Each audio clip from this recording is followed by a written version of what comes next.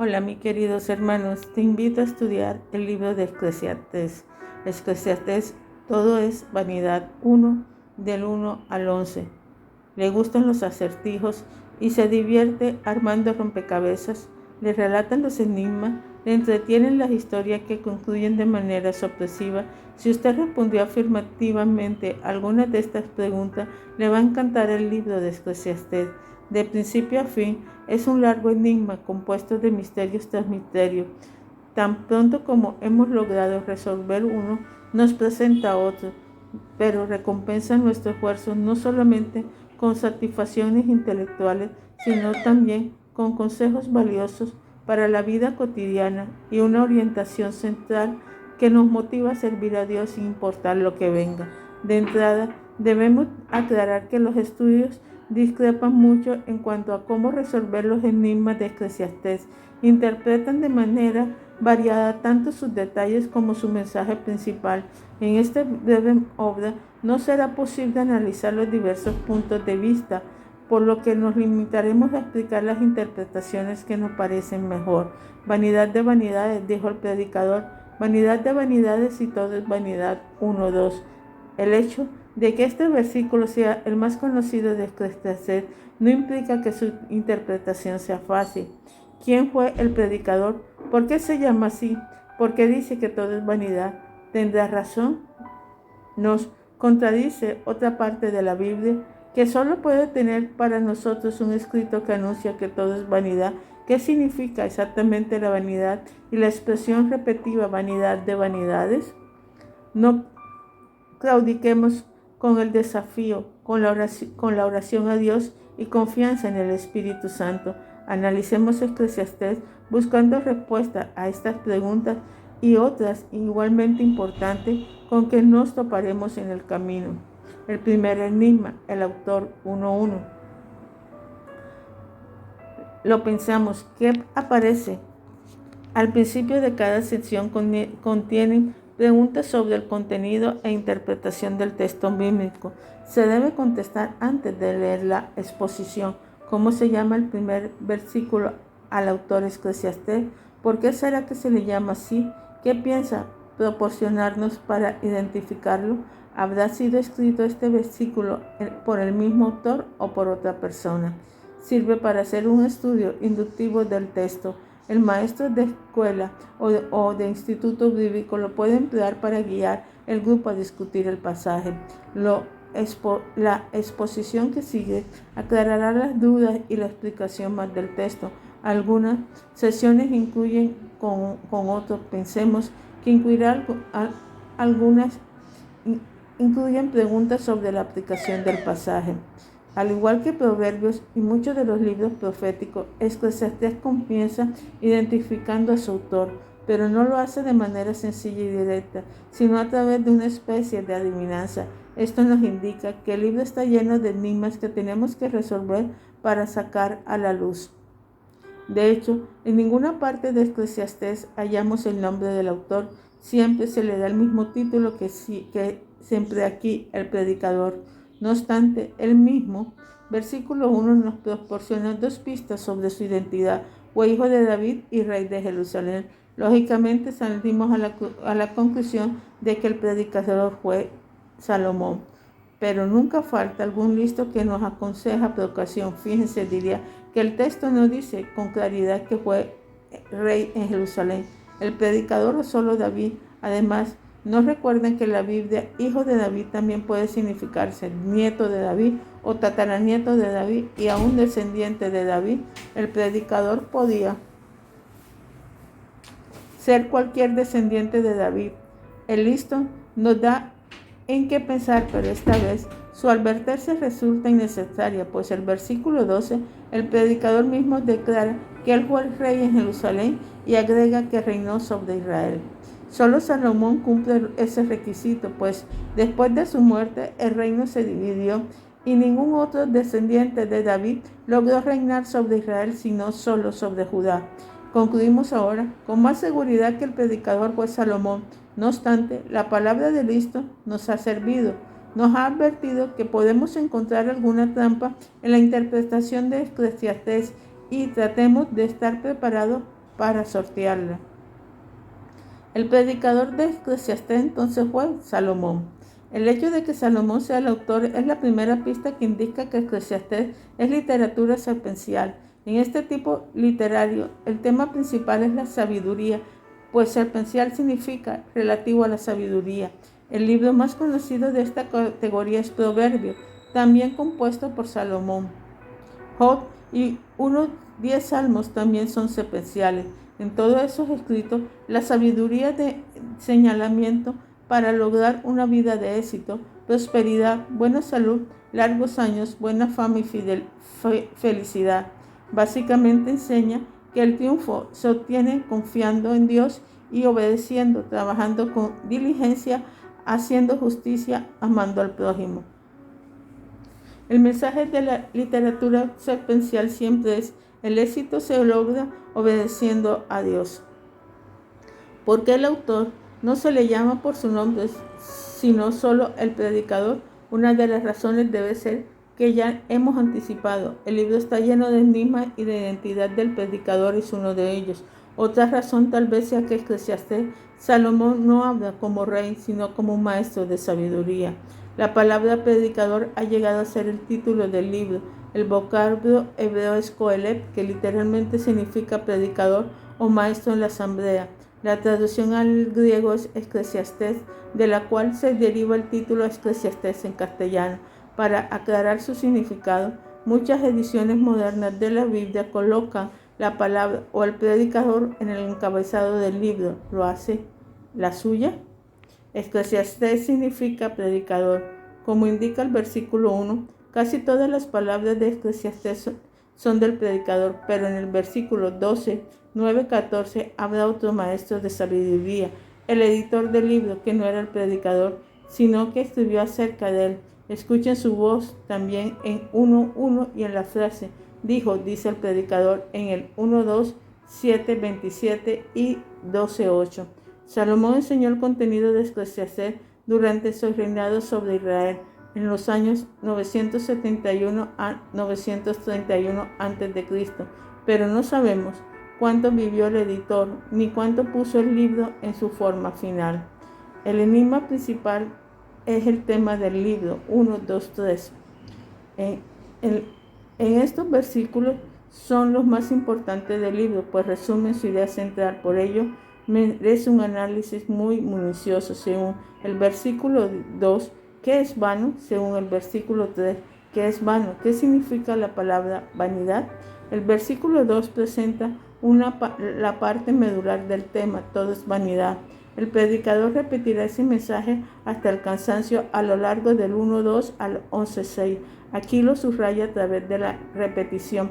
La palabra vanidad se halla 5 veces en el versículo 1:2 y la expresión vanidad de vanidades es muy enfática, algo así como la vanidad más grande o la peor de todas las vanidades. Este término significa inútil o sin sentido. Salomón lo usa unas 33 veces en los primeros 9 capítulos para decir que la vanidad no tiene sentido, porque el trabajo es forzado y bien hecho es inútil. Esta última idea se introduce en el versículo 1:3, donde la pregunta retórica espera la respuesta a ninguno. Por supuesto, no es que el trabajo sea totalmente inútil.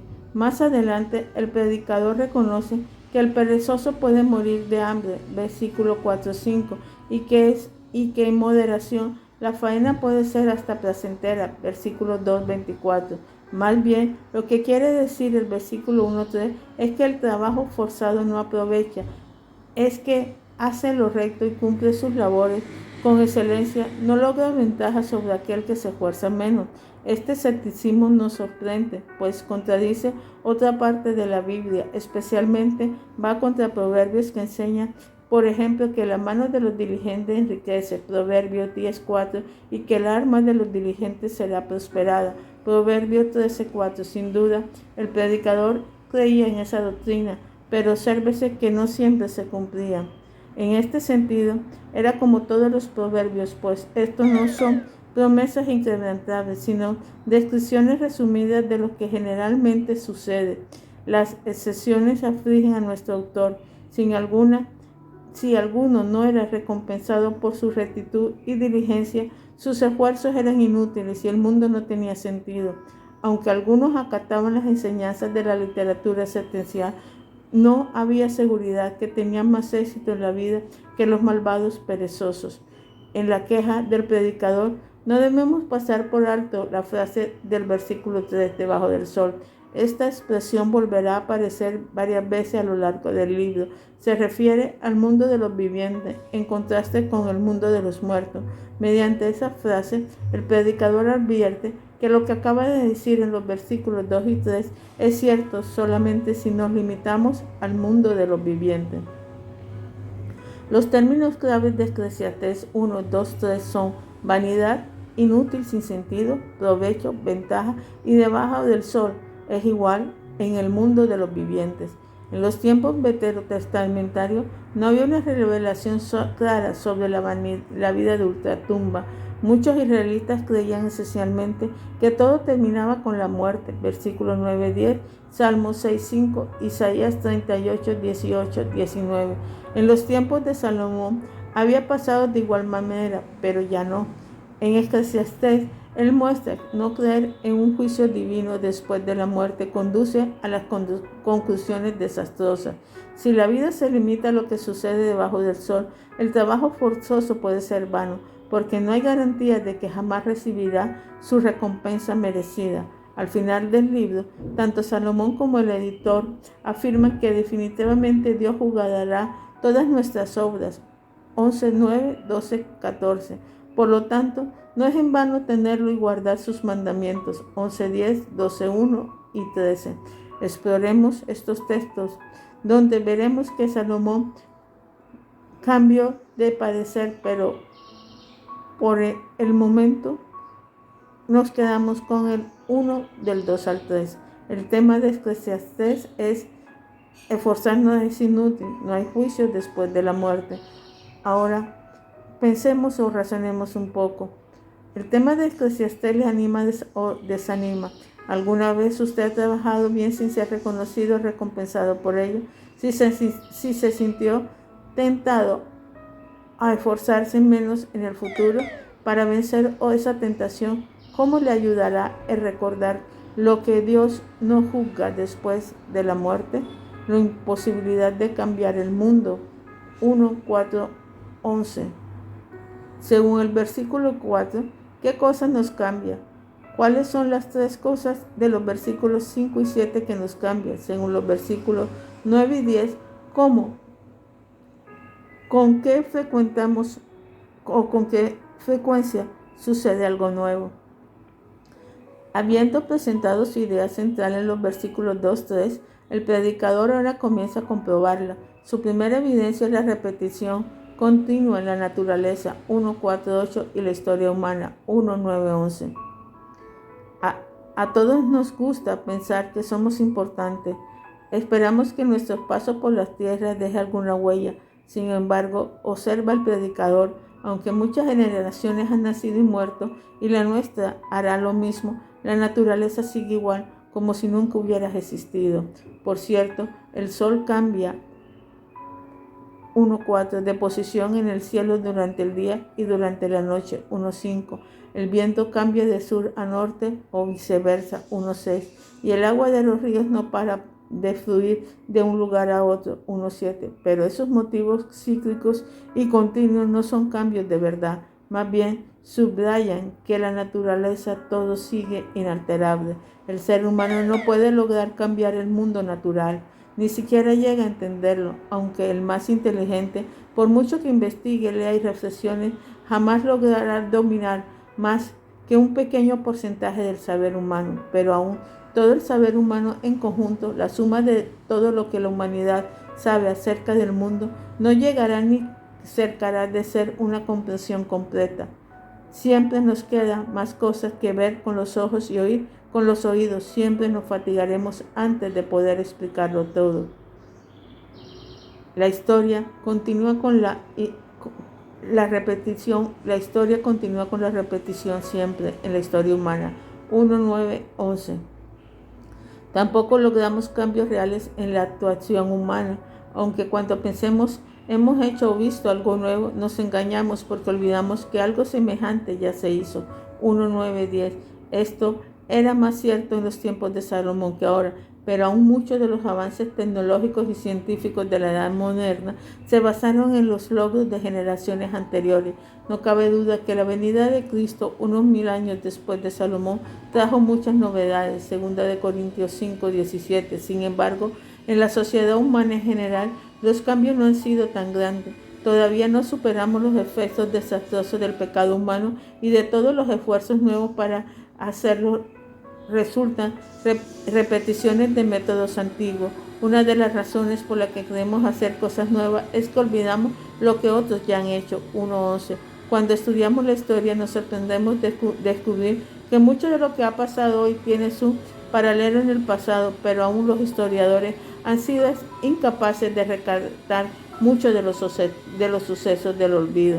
Lamentablemente esto significa que las cosas importantes que nosotros creemos están haciendo tampoco serán recordadas en el futuro. Entonces, ¿para qué forzarnos? Como dijo el predicador, es inútil hacerlo. 1:3. Pero, pues todo lo que hacemos pasará luego al olvido. Es un pensamiento deprimente, pero solo para aquellos que no creen en el juicio divino después de la muerte. Si en verdad Jehová nos recompensa en la vida de ultratumba, nuestro trabajo en el Señor, aún el trabajo que nadie recuerda, no es en vano. 1 Corintios 15:58. Razonemos entonces un poco. ¿Qué nos dice acerca de Dios de la constancia en la naturaleza? ¿Cómo sería afectado su vida si no pudiera contar con la promesa de que mientras la tierra permanece, no cesará la sementera y la tierra, el frío y el calor, el verano y el invierno, y el día y la noche? Génesis 8:22. Alabe a Dios por esos beneficios leyendo el Salmo 104:10-14. Si entendemos solo una pequeña parte de la creación de Dios, ¿quién es más inteligente, Él o nosotros? El sabio entonces contender con el omnipotente cuando Él permite que suframos. Job 40:2-5, 42:1-6. Eleve al Señor una alabanza por su omnisciencia y sabiduría. ¿Qué tanto recordará de usted 50 años después de su muerte? ¿Es más sabio buscar formas en la tierra o recompensas eternas en el cielo? ¿Qué puede usted hacer para lograr estas recompensas eternas? Padre Celestial, en nombre de nuestro Señor Jesucristo, te damos gracias por todo lo que tú has hecho por nosotros. Que tu presencia, tu misericordia y tu amor siempre nos acompañe. Que tu presencia, tu misericordia y tu amor siempre nos guíe. Te lo pedimos en nombre de nuestro Señor Jesucristo.